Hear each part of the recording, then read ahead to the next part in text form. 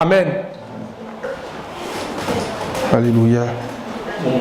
Mais comme ayant vu sa majesté de nos propres yeux, car il a reçu de Dieu le Père honneur et gloire, quand la gloire magnifique lui fit entendre une voix qui disait, celui-ci est mon fils bien-aimé en qui j'ai mis toute mon affection. Mais Pierre n'a pas fini le bout du verset.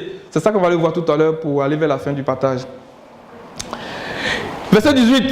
Et nous avons entendu cette voix venant du ciel lorsque nous étions avec lui sur la sainte montagne. Amen. Il précise, il dit nous étions avec lui sur la sainte montagne. Pourquoi il parle de cette montagne-là? Pourquoi il parle de cette montagne? Puis il dit même pas le nom de la montagne. Mais comme le Seigneur nous enseigne, comme nous connaissons l'habitude de notre Dieu, on sait que lui, il a d'aller prier sur la montagne des Oliviers. Amen. Amen. Amen. Donc, si on identifie la montagne, on va se demander, mais qu'est-ce qui se faisait sur cette montagne-là? Et puis on va comprendre beaucoup de choses. Amen. Amen. Dans Luc 21, verset 32, pour dire qu'effectivement, la montagne dont il est question ici, c'est la montagne des Oliviers. Amen. Mais cette montagne, ce n'est pas une simple montagne. C'est une montagne sur laquelle, quand tu te trouves, tu vois la gloire de Jérusalem. Tu vois la gloire du Seigneur. Tu vois son corps qui est éclatant. Tu vois son corps qui brille 7 fois plus. Amen. Amen. Son corps qui est éclatant. Il dit une lumière plus éclatante que le soleil. C'est ça qui parle. Donc la lumière qui vient illuminer notre âme, qui vient illuminer notre cœur, ce n'est pas une simple lumière comme ça. C'est de cette lumière-là qui parle. C'est pour ça que Paul dit, je prie pour vous. Je prie pour vous. Amen. Pour que je donne cette mesure de l'esprit-là. Pour que je donne la lumière, la révélation de notre Dieu. Cette lumière-là qui brille plus que le soleil, qui a ébloui l'apôtre Paul. Et ce que je vais vous dire, c'est que on ne peut pas regarder le soleil comme ça. À plusieurs raisons, la lumière que Paul a vue. Mais il y a un seul qui peut regarder le soleil, c'est l'aigle. Le prédateur de l'aigle, c'est qui? Le nom m'échappe là. C'est le faucon. Et lorsqu'il est en proie au faucon, il va piquer comme ça, il pire dans le soleil. C'est-à-dire il va plus proche du soleil. Et le faucon ne peut pas s'approcher. Parce que les yeux de l'aigle sont capables de regarder le soleil. Est-ce que vous comprenez ce qui se passe là? Paul a vu cette lumière, il a été ébloui, il a été aveuglé. Si nous voulons voir le Seigneur, les amis, il faudrait que nous ayons les yeux de l'aigle. Parce qu'on ne pourra pas s'approcher de lui.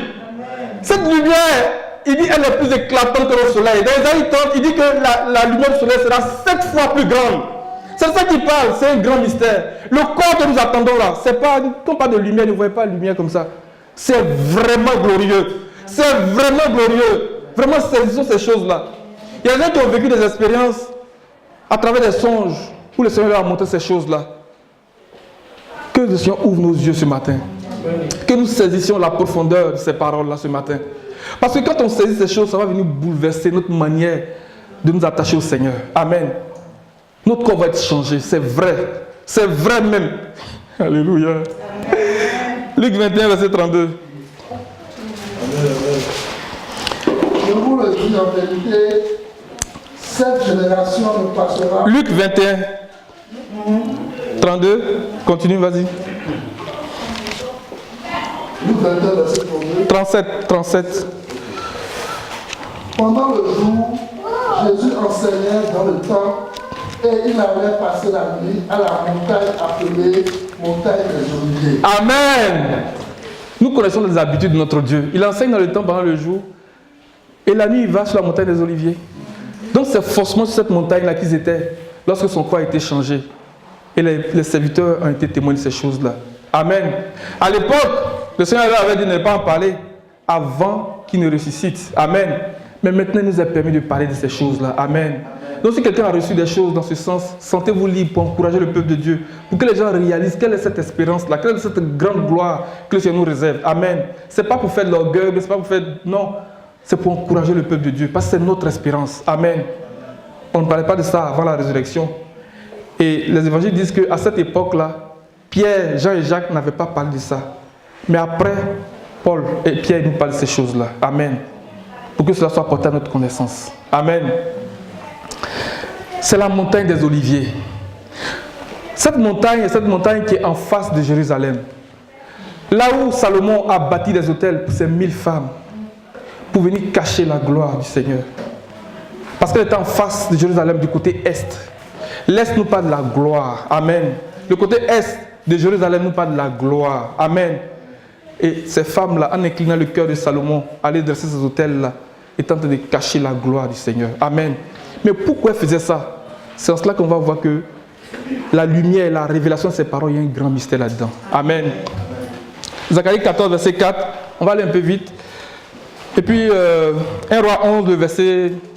En tout cas, celui qui trouve 1 Roi 11, il n'y a pas dit verset 1 ou peut aller directement au verset 7. Il dit, lorsqu'ils étaient sur cette montagne-là, ils ont vu. Donc, après avoir vu ça, au verset 19, on va commencer à dire, écoutez, faites vraiment attention à la parole prophétique. Quand le Seigneur dit au début, écoutez au moment de sécher. Écoute Israël, le Seigneur ton Dieu est l'unique Dieu, est le seul Dieu. Pourquoi il faut écouter? Regardez où le Seigneur nous envoie. Mais lorsque le témoignage est rendu du Seigneur lui-même, il dit, celui-ci est mon fils bien-aimé, en qui j'ai mis toute mon affection. Écoutez-le. Mais de la même manière que le Seigneur a dit, je suis le Seigneur, l'unique Dieu. Le Seigneur Jésus aussi qui s'est présenté, il dit, je suis la lumière du monde. Mais pourquoi il dit lumière? Il ne dit pas autre chose. Il se présente comme la lumière. Parce que l'héritage des saints, là, c'est dans la lumière que ça va s'accomplir. Alléluia. Et la lumière est le reflet de la gloire de Dieu. Et l'apôtre Paul dit, nous tous qui le visage découvert, nous contemplons la gloire du Seigneur, nous sommes transformés à la même image que lui. Amen. C'est pour ça que la lumière est importante. C'est pour ça que le Seigneur dit, je suis la lumière du monde. Parce que lorsque nous voyons la gloire de Jérusalem, nous voyons la gloire du Seigneur, nous sommes transformés à la même image que lui, les amis. Amen. Mais pour voir, il faut avoir les yeux de l'aigle. Paul ne pouvait pas voir le Seigneur comme ça. Amen. Amen. Zacharie 14, verset 4 et puis 1 Roi 11. On va lire un peu rapidement. Ces pieds se poseront en ce jour sur la montagne des Oliviers, qui est vis-à-vis de Jérusalem, du côté de l'Orient. Du côté est, dans d'autres versions. Et la montagne des Oliviers se formera par le milieu, à l'Orient et à l'Occident, de sorte qu'il y aura une très grande vallée. Une moitié de la montagne reculera vers le nord et l'autre moitié vers le midi. Amen. Vas-y. 1 Roi 11. Verset 1 au verset 7, on va lire. Parce que pour faire ressortir que les femmes qui étaient en train d'incliner le cœur de Salomon, ce n'était pas pour rien. Elles voulaient cacher la gloire du Seigneur. Elles voulaient cacher la gloire de Jérusalem. Or, c'est cette gloire-là qui va nous transformer. Lorsque nous la voyons, il dit que nous sommes transformés en la même image. Les amis, il dit lorsque nous voyons cette gloire-là, nous sommes transformés. Donc en faisant ça là, c'était pour cacher la gloire et puis on ne peut pas voir. Mais si tu ne vois pas, comment tu vas être transformé? Comment tu vas expérimenter le corps du Seigneur qui va... Vas-y.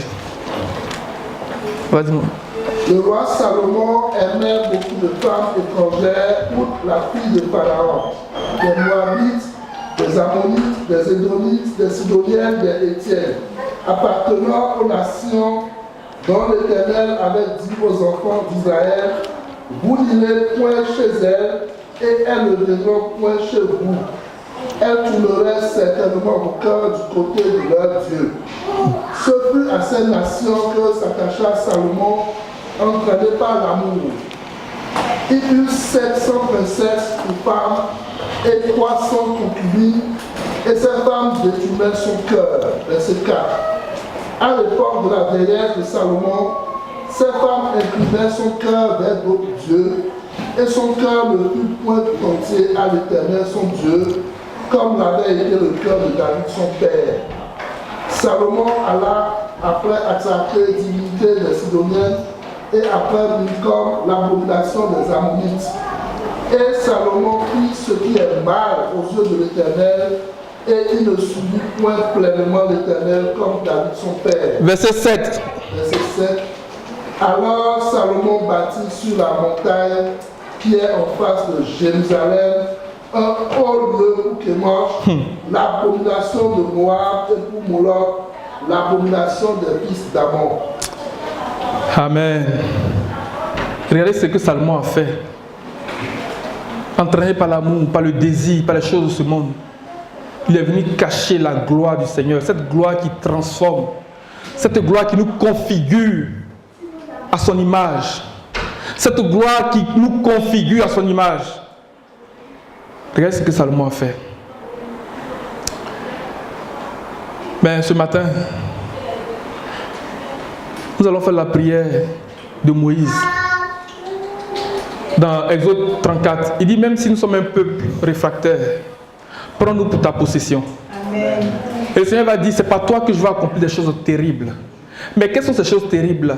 Il dit que quand vous allez dans le pays, vous allez démolir les autels de toutes ces nations, de tous ces peuples-là. Mais on ne rentre pas comme ça dans ces choses. On ne peut pas démolir ces autels-là comme ça. Il faut qu'on soit puissant par la vertu du Saint-Esprit. C'est pour ça que le Seigneur prend la peine de dire, c'est pas toi que je vais accomplir des choses terribles. Et David s'entourait d'hommes terribles. La Bible dit qu'ils étaient terribles comme des lions. Ils s'entouraient d'archers. Les archers, là, ils ont la capacité de lancer une pierre avec la fronde, aussi bien de la main droite que de la main gauche. Et ils pouvaient atteindre un cheveu sans le manquer. Regardez la précision. Regardez la précision. Celui qui connaît tous les cheveux qui sont sur nos têtes, c'est le Saint-Esprit. Et David était entouré de ces gens-là. Et la Bible dit que David lui-même, il valait 10 000 de ces gens à lui seul. Et le Seigneur dit que le plus petit parmi nous soit comme David. Que le plus petit parmi nous, le plus faible parmi nous soit comme David. Quelqu'un qui voit à lui seul 10 000 de personnes qui sont aussi terribles que des lions. Lisons un peu, 1 Chronique 12, vous allez comprendre. Il y a beaucoup de passages que j'aimerais qu'on lise. 1 Chronique 12, à partir du verset 1.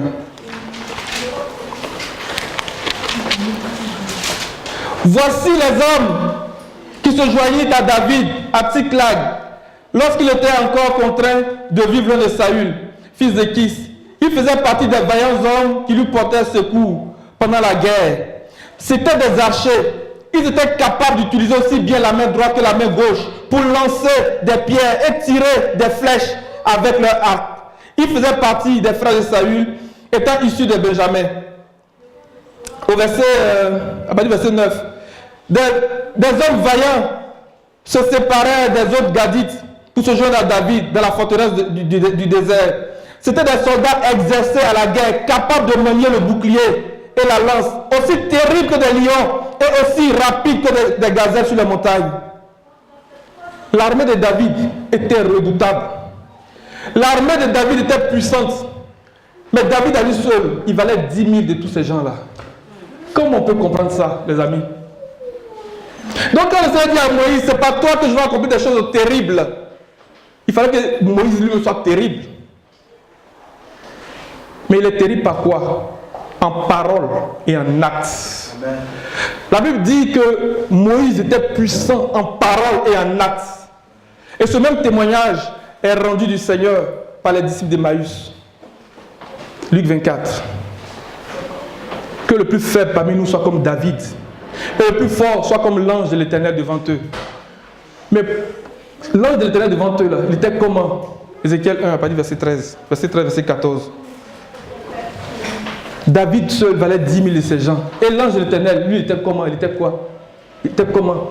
Ézéchiel 1, verset 13, verset 14. Je vais lire de ma version ici. Les êtres vivants avaient l'aspect de braise incandescente. Souvenons-nous, le psaume 18. Le psaume 18 nous parle de l'épisode aussi de la mer Rouge. Ce qui s'est passé là, à la mer Rouge. Le psaume 18 nous parle de ça. Vas-y. Ils paraissaient embrasés comme des torches brillantes. Le feu courait entre ces êtres vivants. Ils avaient l'éclat du feu et des éclairs jaillissaient de ces. Alléluia. Ces êtres couraient, allant et venant en tous sens, comme des éclairs. Regarde ma version ici. Il dit, entre les êtres vivants, on apercevait comme des braises enflammées. On voyait bouger des sortes de torches. Le feu était éblouissant et les éclairs en jaillissaient. Les êtres vivants allaient et venaient à toute allure. Ils semblaient aussi rapides que la foudre. Que la foudre, aussi rapide que la foudre. Que le Seigneur nous rende puissants. Amen. Pour démolir ces hôtels-là. Pour démolir ces hôtels qui sont sur la montagne des Oliviers, qui cachent la gloire du Seigneur, qui empêchent le peuple de Dieu de voir la gloire du Seigneur. Et quand nous parlons de l'histoire de Salomon, nous parlons de l'abomination, de la dévastation, de la désolation. Établi là où il ne doit pas être établi. Ça nous prend d'être puissants par la vertu du Saint-Esprit. Amen. Amen. Alors, quand on va dans dans Luc 9, à partir du verset 28, on achève. Le Seigneur lui-même parle de lui. Le Seigneur a dit, écoutez-le. Bon, on l'écoute maintenant, qu'est-ce qu'il dit? Qu'est-ce qu'il dit? Et lui, il se prend et dit, moi, la lumière.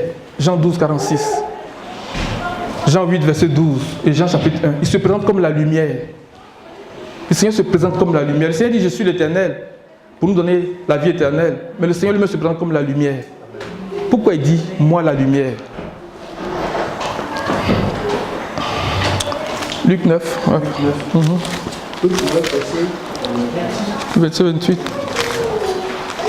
8 jours environ après ces paroles, il prit avec lui Pierre, Jean et Jacques, et il monta sur la montagne pour prier. Pendant qu'il priait, l'aspect de son visage changea et ses vêtements devinrent d'une blancheur éclatante. Amen. On va s'arrêter là. L'aspect de son visage changeait. Son visage était de comment? Apocalypse 1, verset 16. Quelqu'un peut nous trouver ça rapidement? On ne parle pas de lumière comme ça, les amis. Non, sortons de ça là. Il avait dans sa main droite 7 étoiles. De sa main sortait une épée aiguë à 2 tranchants, et son visage était comme le soleil lorsqu'il brille dans sa force. Dans d'autres versions, il dit dans toute sa force. Je cherche le passage dans Isaïe 30 là. Excusez-moi. Pour nous donner une idée de la gloire que le Seigneur nous réserve.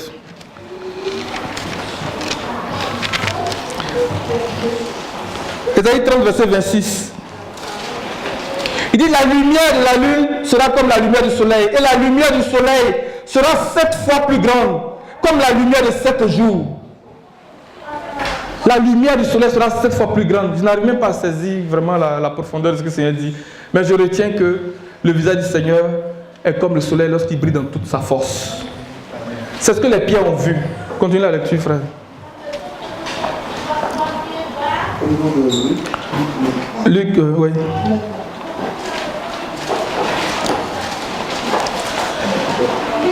Verset 29. Verset 29. Pendant qu'il priait, l'aspect de son visage changea et son vêtement devint d'une éclatante blancheur. Verset 30. Et voici, 2 hommes s'entretenaient avec lui, c'étaient Moïse et Élie, qui, apparaissant dans la gloire, parlaient de son départ qu'il allait accomplir à Jérusalem. Pierre et ses compagnons étaient appesantis par le sommeil, mais s'étant tenus éveillés, ils virent la gloire de Jésus et les 2 hommes qui étaient avec lui. Amen. On dit Pierre et ses compagnons étaient appesantis. Ça là, ça nous parle de 1 Corinthiens 15, quand l'apôtre Paul dit en un instant, en un clin d'œil. Appesanti, tu dors, tes yeux se ferment, ça s'ouvre. Le temps vont voir là. Le corps du Seigneur était glorieux. En un instant, en un clin d'œil, au son de la dernière trompette. Hier, j'étais assis là le matin, puis à un moment donné, je regarde, mon corps était en train de dire, ça va pas changer. Non, mais je regarde ça par rapport à quelque chose, mais ça va se faire tellement. Il dit en un instant, un clin d'œil. Un clin d'œil, c'est quoi? C'est un signe. Mais c'est rapide. Et les pierres étaient appesanties par le sommeil, c'est-à-dire ils somnolaient un peu. Le temps, on voit là, le corps du Seigneur avait changé. De la même manière aussi, le temps, on se rend compte là, notre corps a changé. Et ils ne vont même pas nous reconnaître. C'est ça la beauté de la chose. Ils ne vont pas nous reconnaître et ils ne seront même pas dignes de nous. Amen. Le Seigneur, après sa résurrection, il s'est montré seulement à ses disciples. Joseph, quand il s'est fait découvrir par ses frères, les Égyptiens n'étaient pas là. Amen. Alléluia. Verset 33. Au moment où ces hommes se séparaient de Jésus, Pierre dit, Maître, il est bon que nous soyons ici. Dressons 3 tentes, une pour toi, une pour Moïse et une pour Élie.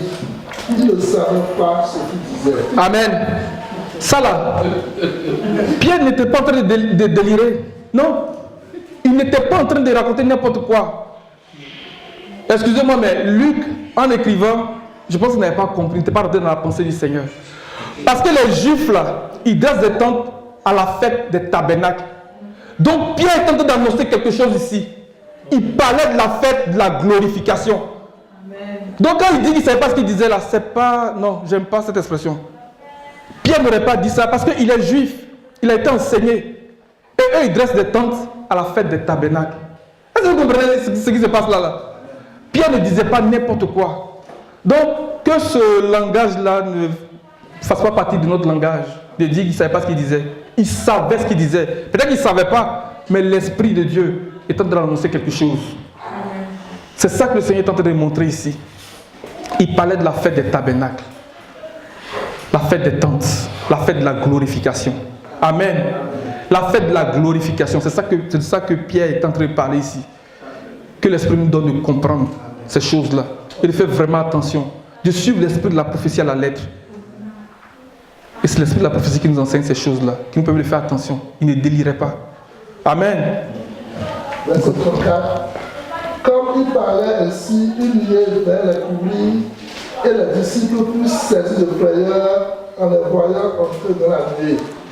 Et de la nuée sortit une voix qui dit: celui-ci est mon fils aimé, écoutez-le. Amen. Amen. Nous en arrivons au point de chute. Il dit écoutez-le. Pierre qui rapportait cet événement dans 2 Pierre 1, 19, il n'a pas rajouté ce bout-là. Oh, ce bout est vraiment important. Écoutez-le. Mais on t'écoute, tu dis quoi? Et le Seigneur se présente maintenant comme la lumière. Amen. Jean 8, verset 12, et puis Jean 12, 46, et puis même dans Jean chapitre 1. Il parle de la lumière. Il se présente comme la lumière. Pourquoi il se présente comme la lumière? Et c'est pour ça que Paul prie pour nous. Amen. Il prie pour nous. Pour que le Seigneur nous accorde la mesure de l'esprit, que nous la sagesse et l'intelligence. La sagesse et la révélation. Pour que nous ayons la lumière. Amen. Parce que c'est dans la lumière que notre corps va être changé. Amen. Parce que la lumière est le reflet de la gloire du Seigneur. Amen. On va lire ces passages-là rapidement. Jean 8, 12, Jean 12, 46, et puis même Jean chapitre 1. Jésus leur parla de nouveau et dit: je suis la lumière du monde. Celui qui me suit ne marchera pas dans les ténèbres, mais il aura la lumière de la vie. Alléluia. Ce dernier bout va rattacher à 2 Pierre 1, 19. Jean 12, 46.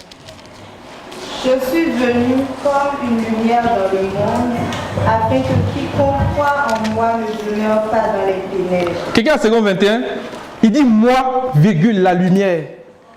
J'aime bien cette expression. Jean 12, 46. Moi, la lumière. Alléluia. Moi, la lumière. Pourquoi la lumière? Nous avons des réponses dans Jean chapitre 1. Au commencement était la parole, et la parole était avec Dieu, et la parole était Dieu. Elle était au commencement avec Dieu. Toutes choses ont été faites par elle, et rien de ce qui a été fait n'a été fait sans elle. En elle était la vie, et la vie était la lumière des hommes. La lumière, lui, dans les ténèbres, et les ténèbres n'ont pas reçu. Alléluia. En elle était la vie, la lumière. Mais on ne s'arrête pas là. Ézéchiel 1, verset 28. La lumière, c'est le reflet de la gloire de Dieu. Amen. C'est pour ça qu'il fallait qu'il soit sur cette montagne-là, pour qu'il leur montre sa gloire, la gloire que Dieu nous réserve. Amen. Et pourquoi nous montrer ça? Parce qu'il dit que lorsque nous voyons cette lumière, selon l'apôtre Paul, dans 2 Corinthiens 3, verset 17, 18, il dit que nous tous qui les avons découverts, contemplant la gloire du Seigneur, il dit nous sommes transformés.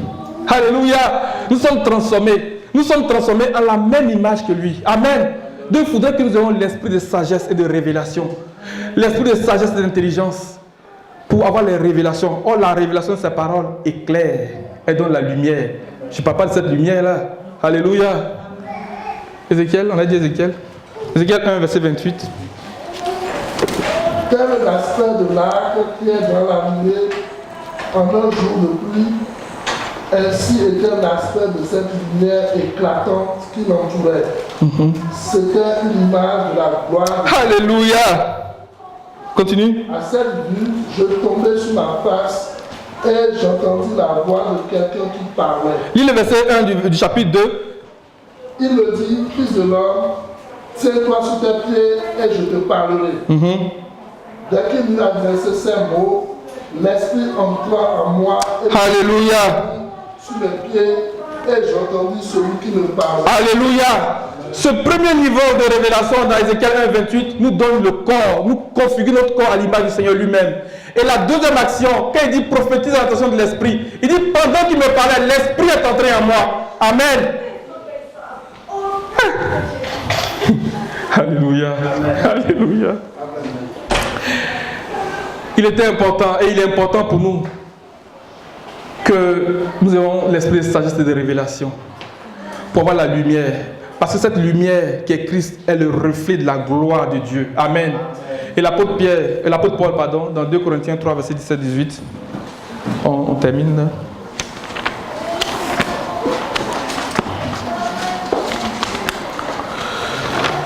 Alléluia.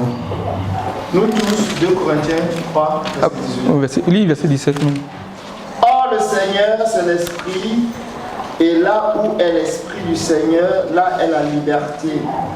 Verset 18. Nous tous qui, le visage dévoilé, contemplons comme dans un miroir la gloire du Seigneur, nous sommes transfigurés en cette image de gloire en gloire.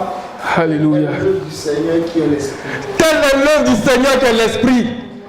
Il faudrait que nous soyons sur la montagne des Oliviers pour voir la gloire du Seigneur, pour voir la lumière, cette lumière qui est vraiment éclatante, qui est éblouissante, les amis. Parce que lorsque nous serons en train de la contempler, de la voir, il dit que nous sommes configurés. Tu peux trouver le passage de Philippiens 3. Nous sommes configurés à la même image que lui. Nous sommes configurés à la même image que lui.